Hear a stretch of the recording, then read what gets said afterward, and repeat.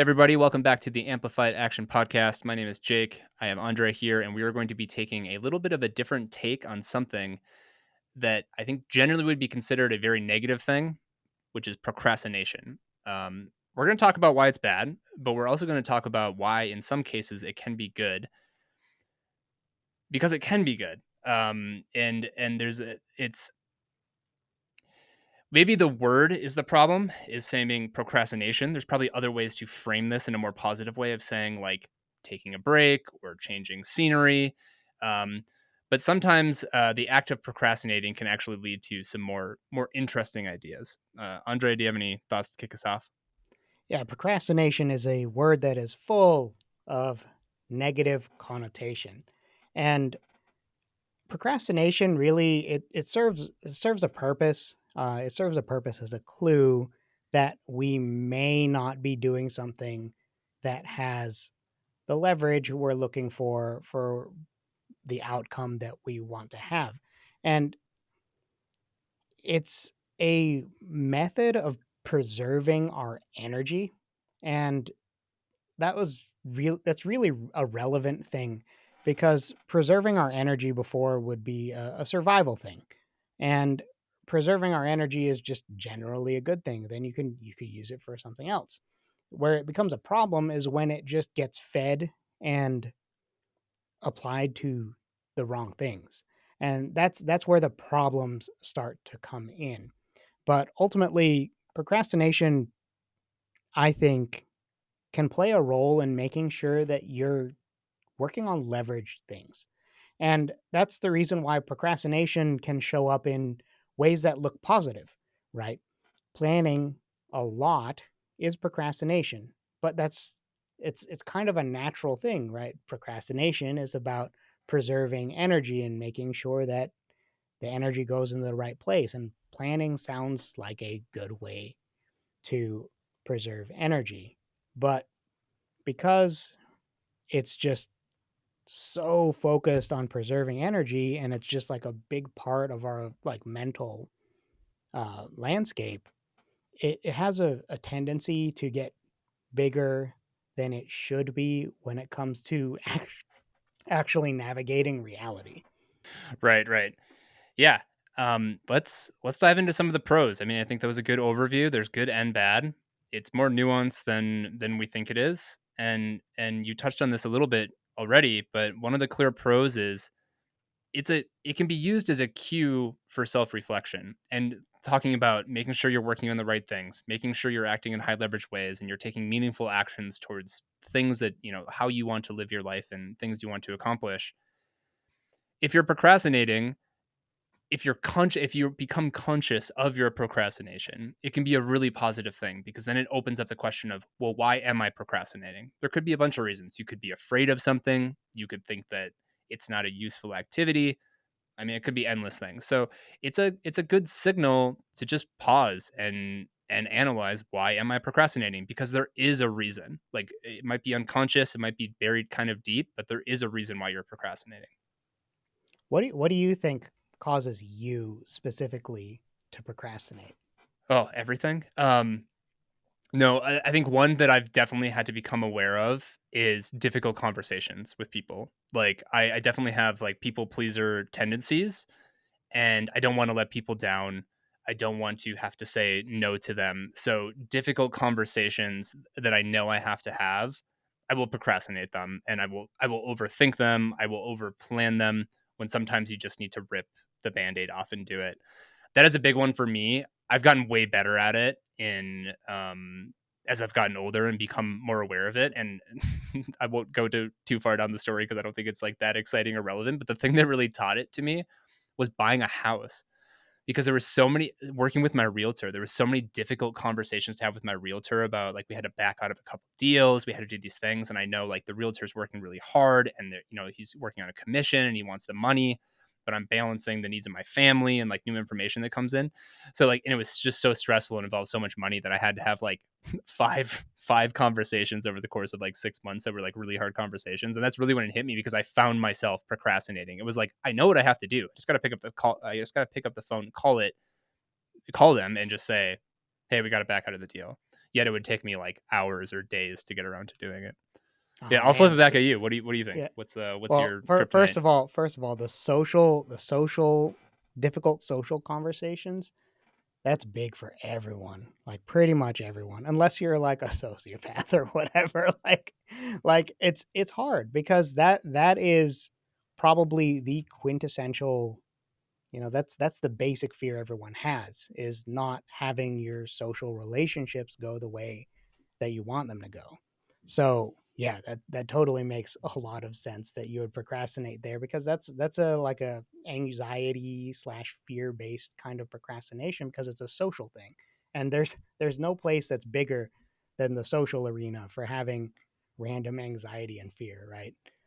So for me, like I've also dealt with some of that, but for me, it's seeking out leverage too much.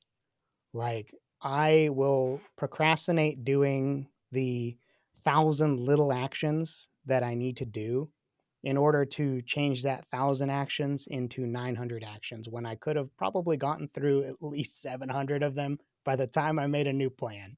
So that's for me, that's a big one. But at the same on the flip side, sometimes I actually succeed. And then it ends up it ends up being very validating because I'll be like, "Oh, actually this entire sequence of things that I was going to do is stupid." And then you come up with that, you find a new really efficient high leverage way to do things, and that's like very validating. And when you end up in that situation, you make a system around it. It's just like I can't think of any better feeling. And That I is a think good that feeling. that's yeah. And I think that that's what procrastination is aiming for.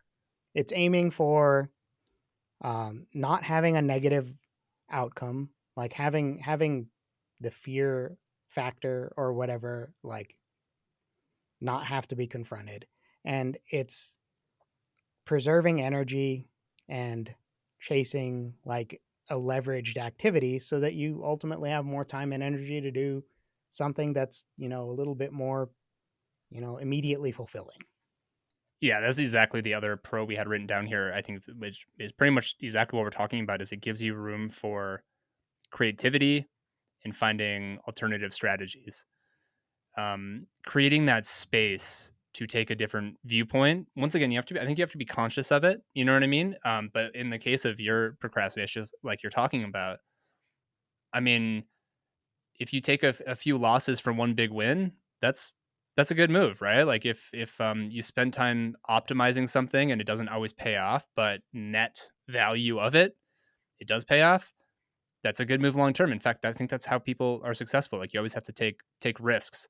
So you can use the act of procrastination, become consciously aware of it. You can use that to dig into why you may be procrastinating. And you can also use as an opportunity to get creative and find other strategies and maybe play around a little bit. Like like you're saying, like chasing those optimizations, chasing leverage.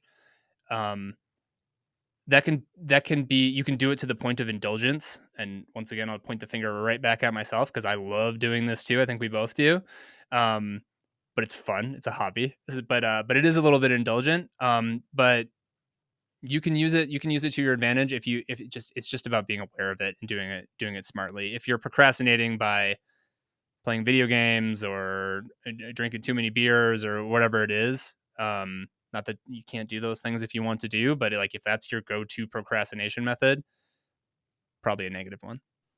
Yeah, that's a whole lot different than going for a walk or like taking a shower or sitting on your deck outside.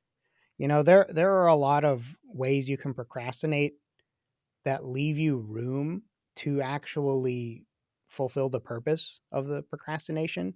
And there are a lot of ways that do not do that and they do the opposite.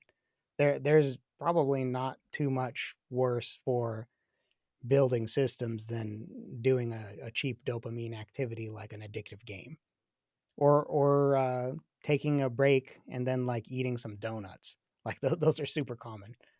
Pointing at myself, that's something. Those are things that I've struggled with in the past. I've I've fixed the game one, but Still love me some donuts. But yeah, so like you really want to make procrastination work for you instead of you working for procrastination. So step one is becoming aware of your all of your forms of procrastination. And kind of step two, if you're trying to make it actually play a positive role, is making sure that when you procrastinate, you're not doing it in a way that doesn't leave room for you to improve things. If you're doing it in a way that doesn't leave room for improvement, or makes you go backwards, you just end up having procrastination create this negative feedback loop cycle, and it doesn't even have a chance of going right. You need to leave the chance for it to go right. Some of my career changes were actually results of me procrastinating and doing like I was like I need to try and have a new business. And then I ended up being like, what am I gonna do? And then I would like go for walks. I would like sip coffee on my deck, and then I was like, oh, that's right. I played poker really well in college. Let me see if I could do that. And then I did it, and I took it, and I was able to stay home with my toddler immediate. Well, he was a baby, I guess. But like I was able to make a big shift because I left enough space to ponder.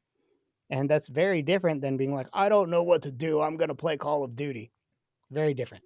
Like you need to frame it, become aware of it, and give yourself space to have something good happen. I love it. Yeah, it's the perfect cue, and that's you can really turn this towards any negative emotion or any negative action you're taking. If there's a thing you don't like in your life, you do it. The first step is just becoming aware of it and then using it as an opportunity. It's a launch pad to do something else. So you see yourself, oh man, I've been staying up too late playing Call of Duty or whatever it is. Like there, that's the signal. Take a break, go for a walk, sip some coffee, ponder life. Maybe there's something you're avoiding. How can you get creative and change it? I love it. Yeah, yeah. So definitely, that this was a shorter episode, but I think it was a good one. So ultimately, I really think we need to be trying to make procrastination have the opportunity to have some gains. Like it would be great to have it like revamp a system. We need to give it room to do that. And we need to avoid having procrastination create negative feedback loops, which is what makes it sound so evil. Like it's so bad because it like always makes this bad thing happen. I'm like, no, it's because you're procrastinating in the wrong way. Procrastinate in the right way, and you actually leave room for upsides. Awesome. Procrastination is now your friend. We've declared it. It's not a bad thing. It can help you in the long run. Yeah, it's just a thing, guys. It's just a thing. Work around it, become aware of it. Right on. Well, thanks everybody. Appreciate you taking the time to listen to the podcast, and we will catch you in the next one. Yeah, appreciate you guys.